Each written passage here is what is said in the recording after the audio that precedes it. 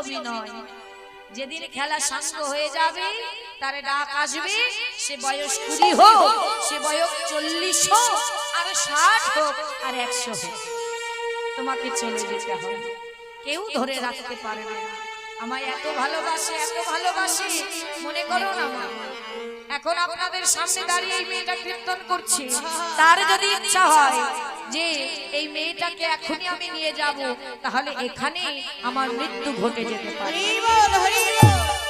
এখানে কেউ যতই আমার আপনার স্বজন থাক, কেউ আমাকে ধরে রাখতে পারবে না।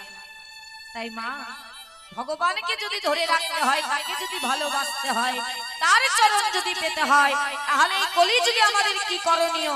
এক ভক্তের কথা বলবো, একটু মন দিয়ে আস্বাদন করবেন। তার কথা শুনে যদি আমরা বুঝি যে তাকে এইভাবে ডাকলে বুঝি পাওয়া যাবে, তিনি কে? শুনুন, মন দিয়ে আস্বাদন করবেন। শ্রীধাম নদিয়া নবদ্বীপে শিবাস আঙিনায় আমার মহাপ্রভু প্রতিদিন ভক্তের সঙ্গে হরিনাম করে। প্রতিদিনের ন্যায় আজ ভক্তদের নিয়ে আমার মহাপ্রভু হরিনাম করছে। ওই শিবাস আঙিনায় প্রতিদিন হরিনাম করে, আজ হরিনাম করছে। কেমন ভাবি ও মা, আজ যেখানে হরিনাম হচ্ছে এটাই নবদ্বীপ, এটাই বৃন্দাবন, এটাই শিবাস আঙিনা, তাহলে তার ভক্ত হলে তোমরা। তাই চলো সবাই মিলে একটু হরিনাম করবো। সবাই আমার সঙ্গে করতালি দিয়ে হরিনাম করবে, জোর গলা উচ্চ স্বরে সবাই হরি বল। যারা চেয়ারে বসে আছি সবাইকে বলছি, সবাই একটু হরিনাম করবে।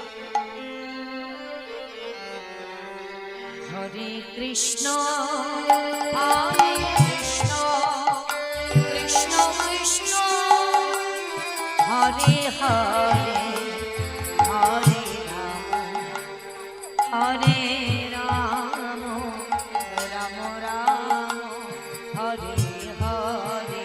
সবাই মিলে বাহু তুলে হরে কৃষ্ণ কৃষ্ণ কৃষ্ণ হরে হরে, হরে রাম হরে রাম, রাম রাম হরে হরে।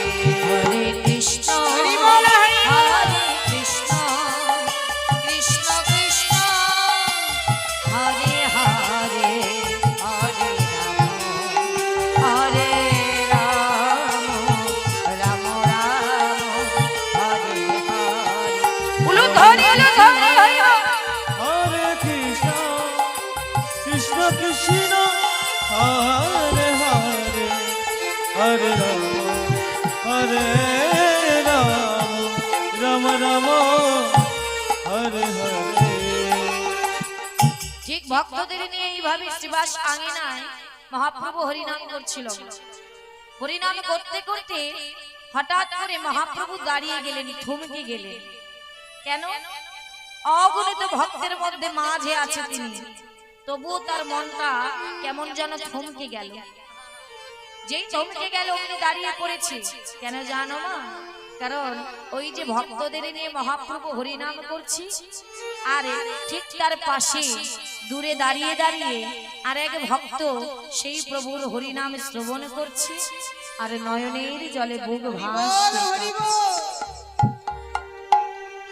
নয়নের জলে বুক ভাসিয়ে কাঁদছে। আর মহাপ্রভু তা বুঝতে পারলেন যে কোন ভক্ত দূরে দাঁড়িয়ে আছে, সে হরিনাম শ্রবণ করছে, তবে আমার কাছে আসতে পারছে না। তাই কি করলেন মা? মহাপ্রভু কিছুটা এগিয়ে গিয়ে সেই ভক্তকে ইশারা করে ডাকছে, এসো এসো ভক্ত। আর সেই ভক্ত ভগবানকে দর্শন করে বলছে, না দয়াময়, তুমি আমাকে অমন করে দেখো না। আবার ডাকছি, এসো এসো ভক্ত। আবার সেই ভক্ত বলছে, আরেকটু বাড়ি লাগা। আরেকটু ভক্ত বলছে কি, না দয়াময়, তুমি আমায় অমন করে দেখো না। তুমি যদি আমায় অমন করে ডাকো, তাহলে আমি যে নিজেকে ধরে রাখতে পারবো না প্রভু। তুমি আমায় অমন করে দেখো না। কিন্তু অন্তরে জানি ভগবান বললেন, ভক্ত তুমি আমাকে এত ভালোবাসো, আজ তুমি আমার জন্য এত কষ্ট করেছো, আজ তুমি এখানে পর্যন্ত পৌঁছেছো, কিন্তু আমার কাছে আসছো না, সেটা যে আমি মেনে নিতে পারছি না। তুমি আমায় এত ভালোবাসো, আমিও তো তোমায় ভালোবাসি। ভক্ত এসো না আমার কাছে এসো। যখন বারংবার রাজ্যে আসছে না, ভগবান বললেন, ভক্ত তুমি যদি আমার কাছে না আসো, আমি কি তোমার কাছে যেতে পারি না? কেন মা?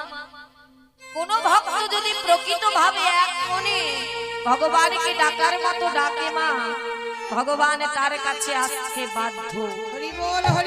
কারণ ভগবানকে পেতে গেলে টাকা করি পয়সা কিচ্ছু লাগে না, শুধু চাই এই মনের ভক্তি আর ভালোবাসা।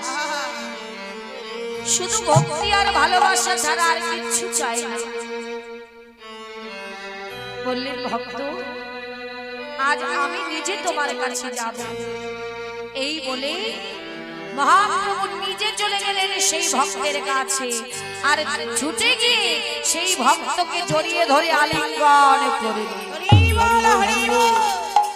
আর যেই আলিঙ্গন করলেন, আর ওই ভক্ত নিজেকে সরিয়ে দিয়ে বলছে, দয়াময়, ও দয়াময়, এ তুমি কি করলে?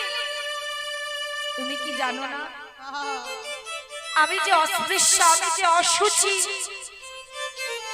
তুমি যে এমন ভাবে আমাকে স্পর্শ করলে, তোমার সকল ভক্ত যদি তোমাকে ছেড়ে দূরে চলে যায়, দয়াময় কেন ধরলে আমার? কেন ধরলে আমার?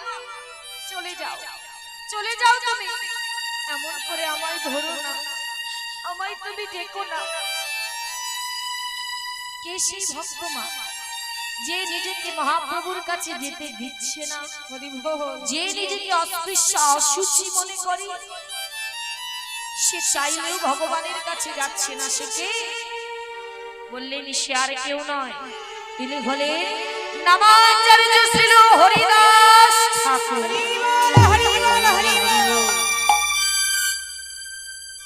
নামের আচার্য যিনি, যিনি তিনি 3 লক্ষ নাম জপ করতেন, হরিনাম, আর কিছু নয়, শুধু নাম জপ। তার ওই জপে তবেই সব ছিল মা। তবে নিজেকে অস্পৃশ্য অশুচি কেন বলে? কারণ অস্পৃশ্য অশুচি বলে তিনি ছিলেন যবন কুলে, অর্থাৎ মুসলমান কুলে। মুসলমান কুলে তিনি বড় হয়েছে, মুসলমানের অন্ন খেয়ে বড় হয়েছে, কিন্তু মা তার ভাবটি কিন্তু তেমন ছিল না। তার ভাব কেমন ছিল? যবে থেকে সে বড় হয়েছে, ধীরে ধীরে বুঝতে শিখেছে, তবে থেকে ভক্ত বৈষ্ণবে দেখলে ছুটে গিয়ে আলিঙ্গন করে, তাদের চরণ ধরে প্রণাম করে, তুলসী বেদি দেখলে প্রণাম করে, আর বদনে কৃষ্ণ কৃষ্ণ বলে, আর যাদের মুখে কৃষ্ণ নাম শোনে তাদের সঙ্গে ছুটে চলে যায়। কিন্তু সবাই তাকে বলেছিল, হরিশ হরিনামে করিস না, হরিনাম বন্ধ কর। তাকে 22 বাজারে নিয়ে বেত্রাঘাত করেছিল, 22 বাজারে বেত্রাঘাত করলেও সবাই বলেছিল, হরিশ হরিনাম বন্ধ কর, হরিনাম বন্ধ কর, হরিনাম বন্ধ কর। কিন্তু হরিদাস কি বলেছিল জানো মা? হরিশ বলেছিল, আমি জানি তোমরা আমার বদনে হরিনাম শুনতে ভালোবাসো না, তবে আমি কি করব বলো? এই হরিনাম আমি ছাড়ে দেও, হরিনামে যে আমায় হরিনামে যে আমায় ছাড়ে না গো, আমি কি করব বলো? তাই আমি বলে দিলাম, খন্ড খন্ড যদি হয় এ দেহ মন প্রাণ, তথাপিও বদনে আমি না ছাড়িব সুধা মাখা কৃষ্ণ।